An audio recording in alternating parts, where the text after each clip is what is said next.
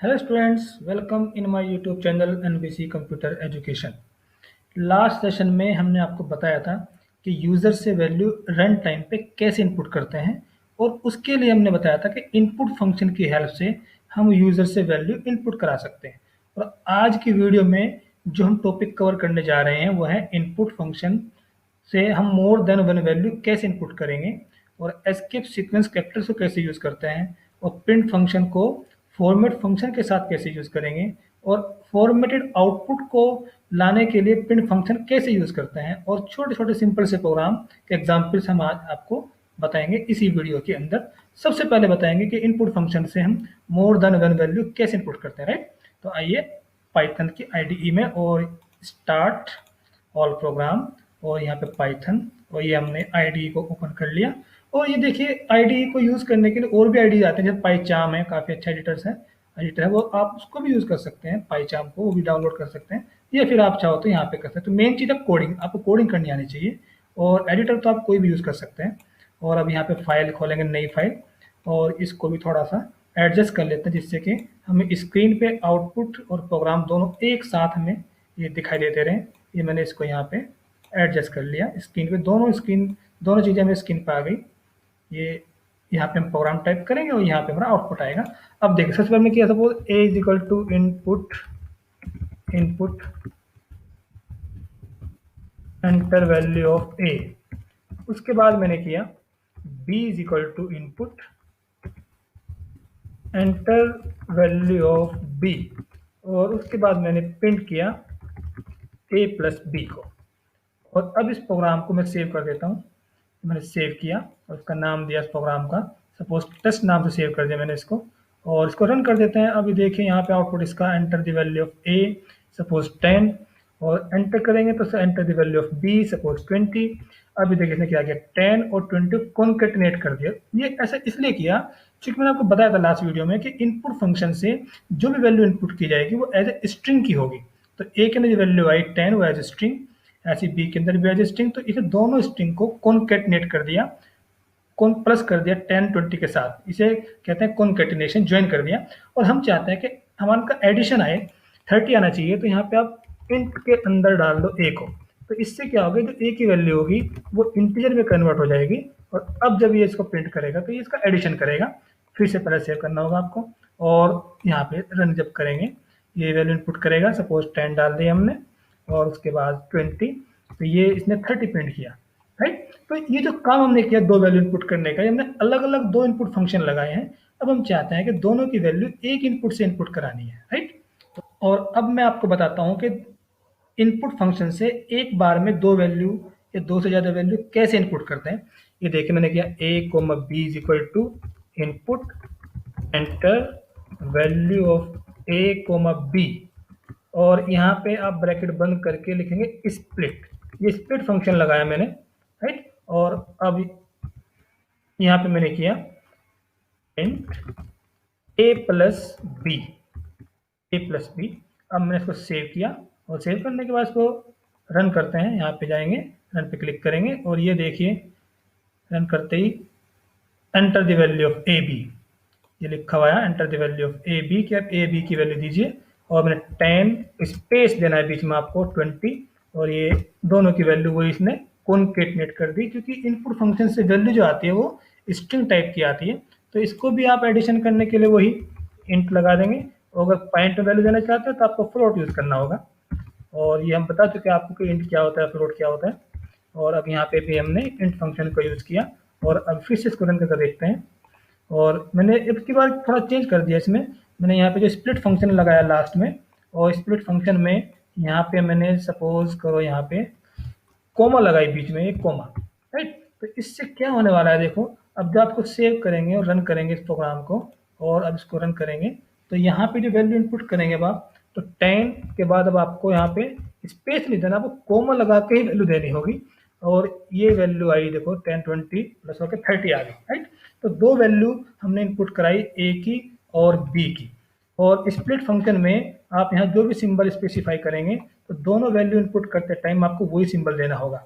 और अगर आप यहाँ पे कोई सिंबल नहीं देते तो फिर आपको बीच में एक स्पेस देना पड़ेगा। तो इस तरीके से हम एक से ज़्यादा वैल्यू इनपुट कर सकते हैं इनपुट फंक्शन से एक ही बार, राइट। अब हम बात करते हैं एस्केप सीक्वेंस कैरेक्टर्स की, और ये हैं वो एस्केप सीक्वेंस कैरेक्टर्स। इसे कहते हैं बैक स्लैश। ये वाला होता है फॉरवर्ड स्लैश और ये होता है बैक स्लैश। तो बैक स्लैश एन से न्यू लाइन में कर्सर पहुंच जाता है और बैक स्लैश टी से थोड़ा स्पेस आता है हॉरिजॉन्टल टैब, और ये एक बैक स्लैश को प्रिंट करने के लिए है, या डबल कोट्स के लिए, सिंगल कोट्स के लिए। ये सही में आएगा आपको एग्जाम्पल से। देखिए हमने सपोज किया प्रिंट में हेलो और इंडिया डाला और बीच में बैक स्लैश एन यूज कर लिया, तो इसकी वजह से प्रिंट होगा पहले हेलो और बैक स्लैश एन की वजह से कर्सर नीचे, उसके बाद फिर इंडिया, राइट। तो बैक स्लैश एन जो होता है वो लाइन को चेंज करने के लिए होता है। ऐसे हमने किया हेलो और स्लैश टी लगा दिया हमने, शॉर्ट में आप स्लैश बोल सकते हैं। तो टी की वजह से हेलो के बाद एक टैब का स्पेस आ जाएगा, ये देखिए गैप आ गया, और तब इंडिया प्रिंट करेगा। और उसके बाद किया हमने हेलो और एक बैक स्लैश लगाया और इंडिया प्रिंट किया, तो एक बैक स्लैश भी सिंपल ऐसे प्रिंट हो जाता है। लेकिन जब आप डबल बैक स्लैश लगाएंगे तो आपको एक ही दिखाई देगा, ये मेन चीज़ थी, ये आपको याद रखना पड़ेगा। और फिर देखिए हेलो इंडिया में मैंने डबल कोट्स यूज़ किया, और डबल कोट्स को प्रिंट कराने के लिए आपको बैक स्लैश के साथ लगाना होगा। ये देखिए अगर आप ये लगाएंगे प्रिंट में तो ये आपको डबल कोट्स शो कर देगा। तो ये देखो डबल कोट्स में आ गया इंडिया, इधर भी डबल कोट्स आ गया और इधर भी डबल कोट्स आ गया, राइट। ऐसे सिंगल कोट्स के लिए भी हम ये लगा सकते हैं, और बिना बैक स्लैश के भी लगाए जा सकते हैं डबल कोट्स को, वो बताएंगे आपको अभी आईडीई के अंदर। तो आईडीई में चलते हैं और देखते हैं कैसे कैसे ये प्रिंट करेगा। ये आ गए हम अपनी पाइथन की फाइल में, ये खोल लिया हमने, यहाँ पे आ गया। इसको हटा देते हैं और मैंने यहाँ लिखा सपोज प्रिंट प्रिंट मैंने लिखा सपोज हेलो और बैक स्लैश एन और उसके बाद इंडिया, और मैं इसको रन करके देखता हूँ। कंट्रोल एस शॉर्टकट है सेव करने का, आप कंट्रोल एस मैंने प्रेस किया, कंट्रोल एस, और रन करने के लिए F5 भी टच कर सकते हो। तो ये देखो हेलो और ये इंडिया नीचे आ गया, देखिए हेलो, उसके बाद ये इंडिया के नीचे आ गया। तो ये बैक स्लैश एन की वजह से लाइन चेंज हो गई। और अब हम करेंगे बैक स्लैश टी को यूज़, तो यहाँ पे बैक स्लैश टी लगा देता हूँ और फिर से कंट्रोल एस करेंगे आप और F5 टच कर देंगे तो रन हो जाएगा। और ये इसका देखो हेलो के बाद एक टैब का स्पेस आ गया, ये बैक स्लैश टी का, सिंपल है। और अब देखते हैं आप डबल कोट्स को कैसे यूज़ करेंगे।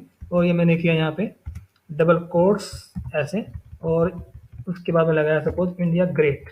तो अगर मैं इस तरह टाइप करता हूँ ग्रेट ऐसे, तो ये अब इस सेव करके देखते हैं, रन कर देते हैं, ये एरर दिखाएगा आपको।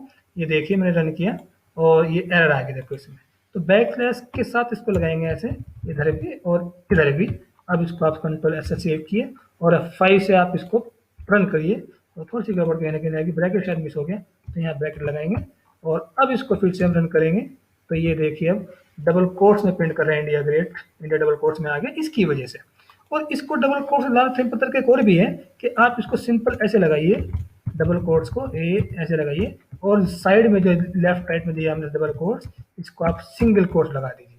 तो लास्ट में और बिगिनिंग में सिंगल कोट्स और यहाँ पे डबल कोट्स। अब बैक स्लैश की जरूरत नहीं है। अब इसको सेव करेंगे और सेव करने के बाद इसको फिर रन करेंगे। अब देखिए इंडिया ग्रेट डबल कोट में आपको दिखाई दे रहा है। और अगर आपको सिंगल कोड में प्रिंट करना है, ये मेरे सिंगल कोड में प्रिंट करना है, और सिंगल बनाने के लिए फिर आपको यहाँ पे डबल कोट लगाने होंगे। तो अगर आपको कोई की डबल कोड प्रिंट करनी हो तो बाहर आप सिंगल लगाइए, और अगर सिंगल में प्रिंट करना है तो फिर आप बाहर डबल लगाइए। ये सिंपल फंड आपको याद रखना है। और ये सेव करेंगे और ये देखिए ये मैंने रन किया और ऐसे ये हेलो इंडिया सिंगल कोट्स में आ गया। तो ये थे हमारे एस्केप सीक्वेंस कैरेक्टर, राइट। अब हम बात करते हैं प्रिंट विद फॉर्मेट फंक्शन की। ये देखिए सपोज मैंने किया a इज इक्वल टू 100, उसके बाद b is equal to 200, a की वैल्यू 100 आ गई, b की वैल्यू 200 आ गई मेमोरी के अंदर।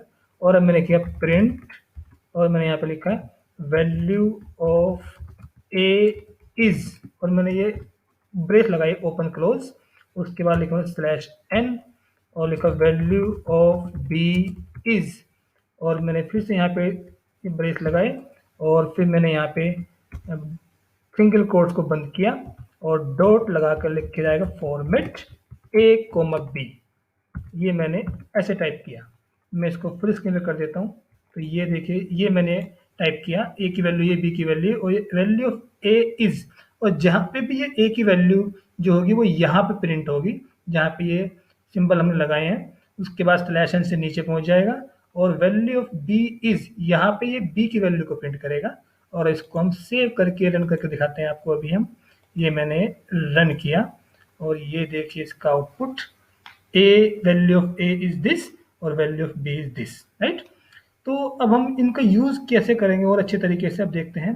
और ये जो मैंने यहाँ पे जो लिखा है, सपोज मैंने यहाँ पे जीरो डाल दिया, जीरो, ये जीरो, और यहाँ पे डाल दिया मैंने वन। ये जो आर्गुमेंट हमने यहाँ पे दिए हैं ए और बी, उनके इंडेक्स नंबर एक्चुअल में, तो जहाँ पे भी ये कर्ली ब्रेस के अंदर जीरो आएगा वहाँ पे ये ए की वैल्यू को प्रिंट करेगा, और जहाँ पे कर्ली ब्रेस के अंदर वन आएगा यहाँ ये वन वाला आर्गुमेंट माना जाता है, ये इसको प्रिंट करेगा। तो जीरो होता है ए, बी होता है वन, फिर और भी देख सकते हैं वो हो जाएगा टू, जीरो वन टू। इस तरीके से जो आप यहाँ वेरिएबल का नाम देंगे तो उनको जीरो वन टू थ्री से पहचान लेता है, राइट। अब इसको चलाकर देखते हैं, फिर से सेम आउटपुट इसका आएगा। ये मैंने रन किया और रन करके देखिए सेम आउटपुट आ रहा है, राइट। और अब मैं आपको दिखा देता हूँ एक चीज़ और। मैंने इसमें क्या किया है कि जहाँ पे जीरो लिखा है, सपोज मैंने यहाँ पे वन डाल दिया और यहाँ पे मैंने डाल दिया जीरो।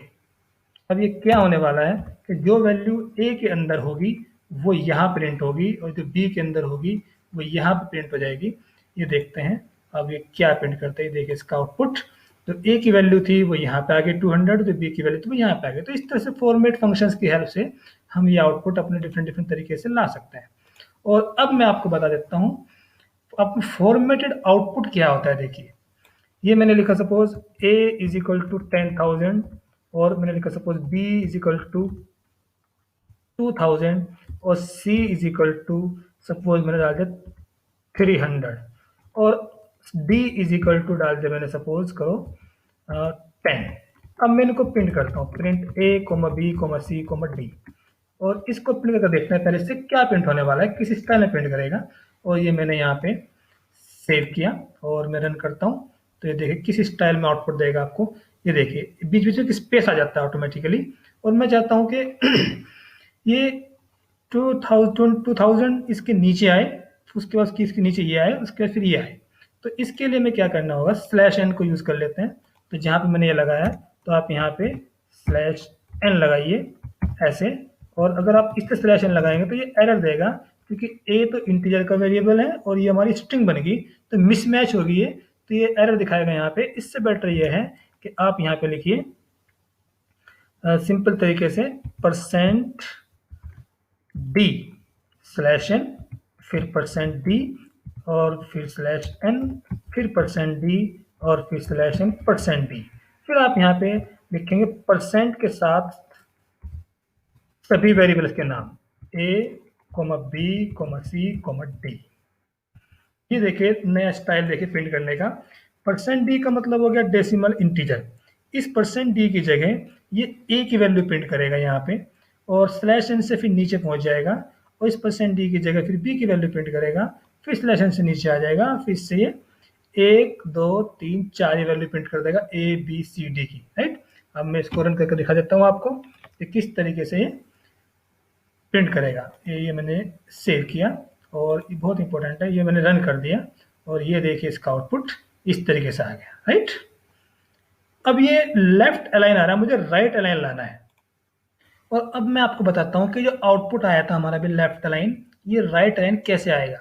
तो उसके लिए हम यहाँ पे जो प्रिंट स्टेटमेंट मैंने दिया था प्रिंट ए, तो इसकी जगह हम करेंगे परसेंट, तो बड़ी वैल्यू है इसमें, ये वाली वैल्यू बड़ी है, तो 1 2 3 4 5 डिजिट्स की वैल्यू बड़ी है, तो 5 डी लिखिए आप यहाँ पे, फिर स्लैश एन परसेंट 5 डी, फिर स्लैश एन परसेंट 5 डी, 1 2 3 फिर स्लैश एन परसेंट 5 डी। उसके बाद यहाँ पे परसेंट लगा करके A comma B comma C comma D, तो ये मैंने सभी वेरिएबल्स के नाम यहाँ पे दे दिए। तो जो ए बी सी डी की वैल्यू है, ए की वैल्यू यहाँ पे आएगी और बी की वैल्यू यहाँ पे आएगी। तो ये 5D का मतलब हो गया 5 स्पेस लेगा, और 5 स्पेस के अंदर अंदर ये ए की वैल्यू को प्रिंट करेगा राइट टू लेफ्ट। फिर परसेंट 5D लगाएंगे तो बी की वैल्यू भी राइट टू लेफ्ट आ जाएगी। अब इसको चला कर देखते हैं किस तरीके से राइट अलाइन करता है, और ये मैंने यहाँ पे रन किया, इसको देखिए, और ये देखिए राइट अलाइन वैल्यू आ गई। इधर स्पेस बच जाते हैं, हम चाहते हैं कि स्पेस तो अच्छा नहीं लग रहा है, यहाँ पे जीरो आ जाए तो ज़्यादा अच्छा रहेगा। तो फिर उसके लिए हम क्या करेंगे, हम जहाँ पे परसेंट 5D लगाया, आप यहाँ पे परसेंट 05D लगा देखिए, 05D, यहाँ पे भी 05D, और यहाँ पे भी 05D, और यहाँ पे भी 05D। अब इसको कंट्रोल एस से सेव कर सकते हैं, और जब रन करेंगे आप इसको तो ये 0 देखो, 0 आगे इधर से प्रिंट करेगा राइट तो लेफ्ट ही, राइट। तो ये प्रिंट एफ का स्टेट स्टाइल था। और अब मैं बताता हूँ आपको इसको फ्लोटिंग पॉइंट के बारे में कि फ्लोट के साथ कैसे यूज़ करते हैं इसको। तो मैंने यहाँ पे इसको हटाया यहाँ से और मैंने किया x इज इक्वल टू 1000.2356 और y इज इक्वल टू मैंने किया सपोज 20। और अब मैं इसको प्रिंट करता हूँ कि प्रिंट एफ के लिए परसेंट एफ लगेगा क्योंकि फ्लोट की वैल्यू है परसेंट एफ और फिर यहाँ पे परसेंट और यहाँ पे फिर x कोमा वाई। ये इसको ब्रैकेट में कर देते हैं और फिर चला कर देखते हैं कि किस तरीके से ये इसको प्रिंट करेगा। और ये मैंने कंट्रोल एस और इसको मैंने सेव कर दिया, ये मैंने सेव कर दिया और रन भी कर दिया। मैंने इसको थोड़ी सी एरर आ गई और चेक करते हैं कहाँ मिस्टेक हो चुकी। और ये देखिए percent F slash N percent F, यहाँ पे परसेंट की जगह परसेंट का सिंबल आएगा। और अब इसको हम रन करके देखते हैं, कंट्रोल एस से सेव करेंगे और यहाँ से रन करेंगे इसको आप, तो देखिए ये फ्लोट की वैल्यू प्रिंट हो जाएगी। ये देखिए 1000.235 इस तरीके से। और 20 के बाद पॉइंट के बाद 6 डिजिट, तो पॉइंट के बाद 6 डिजिट शो करता है पाइथन ऑटोमेटिकली। और हम चाहते हैं कि पॉइंट के बाद 2 डिजिट्स आए राउंड फिगर में, जैसे 2 3 है ना, तो 5 का एक इसमें ऐड हो जाएगा तो 2 4 हो जाएगा ये। अगर ये तीसरा जो डिजिट है थर्ड वाला, अगर ये 4 5 से कम होता तो फिर 2 3 रह जाता। तो ये राउंड फिगर चाहते हैं इसमें हम, तो उसके लिए फिर हमें करना होगा जहाँ परसेंट एफ लगाया आपने तो यहाँ पे आप परसेंट पॉइंट टू एफ को यूज़ करिए, यहाँ पे भी परसेंट पॉइंट टू एफ। और जब इसको रन करेंगे और ये देखिए अब इसको ये अब ये पॉइंट के बाद 2 डिजिट्स में राउंड फिगर आ गई, लेकिन पॉइंट के नीचे पॉइंट नहीं आ रहा है। तो पॉइंट के नीचे पॉइंट लाने के लिए अब क्या करना पड़ेगा, 1 2 3 डॉट भी करना पड़ेगा, 4 5 6 7 7 स्पेसिस हैं डॉट को इंक्लूड करने के बाद, तो 7 डिजिट के स्पेस में प्रिंट करेंगे इसको हम। तो अब यहाँ पे जो प्रोग्राम बना हुआ है हमारा ये वाला प्रोग्राम, इसी में थोड़ा सा हम जहाँ पे परसेंट टू एफ लिखा है आपने यहाँ पे 7.2f लिखिए, यहाँ पे भी 7.2f और सेव कर देंगे इसको हम। और जब रन करेंगे तो ये देखिए 7 स्पेस के अंदर प्रिंट किया इसको भी और इसको भी, राइट टू लेफ्ट करता है और 2 स्पेस यहाँ बचेंगे और ये पॉइंट के नीचे पॉइंट आ गया देखिए। तो ये हमारा फॉर्मेटेड आउटपुट है, हम अपने हिसाब से इसका आउटपुट को ला सकते हैं। तो हमारा फॉर्मेट का वैल्यू को प्रिंट करने का तरीका फॉर्मेटेड स्टाइल में। और मैं आपको एक चीज़ बताता हूँ आज इसमें, वो ये है कि जब अब आप इसको प्रिंट करते हैं और ये प्रोग्राम जैसे बना हुआ है, तो इस प्रोग्राम के बारे में अगर आप कुछ लिखना है तो आप यहाँ पे हैश का सिंबल लगाइए और यहाँ लिखा सपोज मैंने this is example of print, तो इसे कहते हैं कमेंट लाइन। तो ये प्रोग्राम पे कोई इफेक्ट नहीं पड़ेगा इसका, हमें हमारे प्रोग्राम पे सिर्फ कमेंट है। प्रोग्रामर क्या करता है कि जब बड़े बड़े सॉफ्टवेयर बनते हैं तो उसमें बीच बीच में कोडिंग के बारे में लिख सकता है कि यहाँ से कोड ये काम करेगा, अब यहाँ से कोड ये काम करेगा, इससे कोडिंग को समझना आसान हो जाता है। लेकिन आउटपुट पे से कोई असर आने वाला नहीं है, इसे कहते हैं कमेंट लाइन, राइट।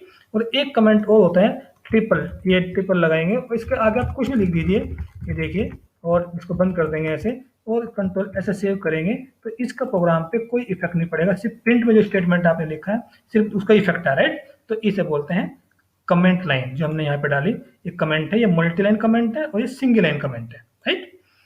और अब हम बात करते हैं सिंपल प्रोग्राम की पाइथन में। सपोज हमें प्रोग्राम बनाना है किसी भी रेक्टेंगल का एरिया कैलकुलेट करने का, तो उसका फॉर्मूला होता है L इंटू बी। तो हम क्या करेंगे, L is equal to int input enter value of L length, L for length, ये हमने वैल्यू L की वैल्यू इनपुट कराई और हमने स्टार्टिंग में देखो इंट डाल दिया क्योंकि हम जानते हैं कि इनपुट फंक्शन जो होता है वो स्ट्रिंग टाइप की वैल्यू देगा। तो ये इंट की वजह से वो इंट में कन्वर्ट होकर L में आ गई वैल्यू, ये L है 1 नहीं है।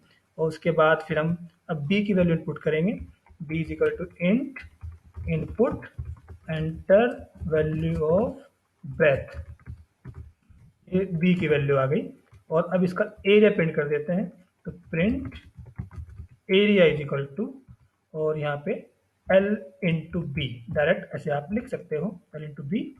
और अब देखते हैं इसको रन करके कैसे प्रिंट करता है। ये मैंने सेव किया और इसको रन करके देख लेते हैं। ये मैंने रन किया और यहाँ पे इसका output enter the value of length, suppose 10 डाल दिया मैंने और ब्रेथ डाल सपोज 5, तो ये इसका एरिया आ गया 50, राइट। और ये देखो एरिया जो इक्वल टू 50 स्पेस आ रहा है बीच में, तो ये स्पेस नहीं चाहिए हमें। तो ये स्पेस को कैसे हटाया जाए, स्पेस को हटाने के लिए आप यहाँ पे str लगा दीजिए। इससे क्या होगा, ये स्ट्रिंग बन गया और तब ये इसके साथ एरे के साथ कॉन्केटनेट कर देंगे इसको प्लस लगा के ऐसे। एरिया इज इक्वल टू पहले ही प्रिंट होगा, उसके बाद एल इन टू बी की वैल्यू कैलकुलेट हो जाएगी और वो भी इसके साथ प्रिंट हो जाएगी। अब स्पेस नहीं आएगा इसमें क्योंकि दोनों चीज़ स्ट्रिंग बन चुकी। तो सेव कर लेते हैं पहले कंट्रोल एस से और उसके बाद जब रन करेंगे तो ये देखिए अभी लेंथ सपोज 10, ब्रेथ सपोज 5 और ये देखिए 50, अभी कोई स्पेस नहीं है।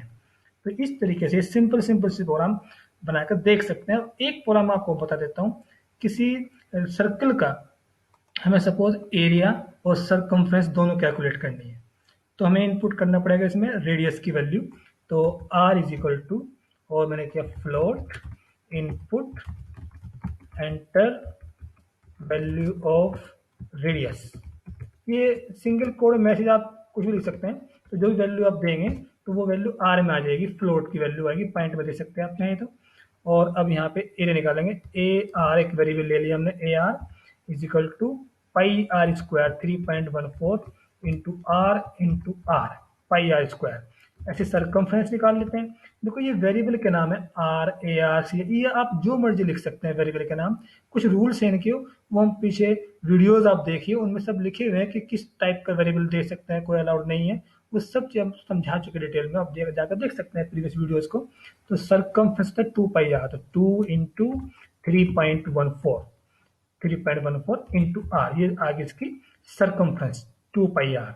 और अब इसको हम प्रिंट कर लेते हैं, print area is equal to %.2f लगा सकते हैं जिससे कि वो पॉइंट के बाद दो स्पेस दो डिजिट्स आए और स्लैश एन, इसी में हम सरकमफ्रेंस को प्रिंट कर सकते हैं, CYRCUMFERENC circumference is equal to %.2f और यहाँ पे इसको परसेंट लगा के दोनों वेरिएबल के नाम यहाँ पे डाल देंगे, ARB और CIRB, राइट। तो ये हमने दोनों को प्रिंट कर दिया। अच्छा देखिए आप इसको, पहले रेडियस की वैल्यू इनपुट कराई, तो यहाँ पे एरिया कैलकुलेट किया, फिर सरकमफ्रेंस कैलकुलेट की और फिर यहाँ पे हमने एरिया इज इक्वल टू, जहाँ पे ये %.2f लिखा हुआ है यहाँ पे तो AR की वैल्यू आएगी और जहाँ पे सरकमफ्रेंस लिखा हुआ है यहाँ पे CIR की वैल्यू आ जाएगी, राइट। अब इसको सेव कर लेते हैं पहले और इसको चला कर देखते हैं। सिंपल से प्रोग्राम है ये, इसमें कोई खास बड़ी चीज़ नहीं है। मैंने सपोज 2.5 डाल दी रेडियस की वैल्यू और ये देखिए इसका एरिया भी आ गया और ये इसकी सरकमफ्रेंस भी आ गई। अब मैं आपको बता देता हूँ कुछ एक्सरसाइज, और ये है आपके लिए एक्सरसाइज। ये आप इन प्रोग्राम को जरूर सोल्व कीजिए। जब तक आप नए प्रोग्राम को सोल्व करने की कोशिश नहीं करेंगे तब तक कोडिंग नहीं आएगी। जो रेड कलर में है ये इसलिए है कि अगर आपसे प्रोग्राम नहीं बने तो हम नेक्स्ट वीडियो में हम आपको उनके आंसर जरूर देंगे, जो उनको बनाकर दिखाएंगे। तो अगर आपको हमारी वीडियो अच्छी लग रही है तो आप हमारी वीडियोस को लाइक करके शेयर जरूर कीजिए, और जिन लोगों ने, जिन स्टूडेंट्स ने अभी तक चैनल सब्सक्राइब नहीं किया वो सब्सक्राइब जरूर कर लें, ठीक है। तो मिलते हैं नेक्स्ट वीडियो।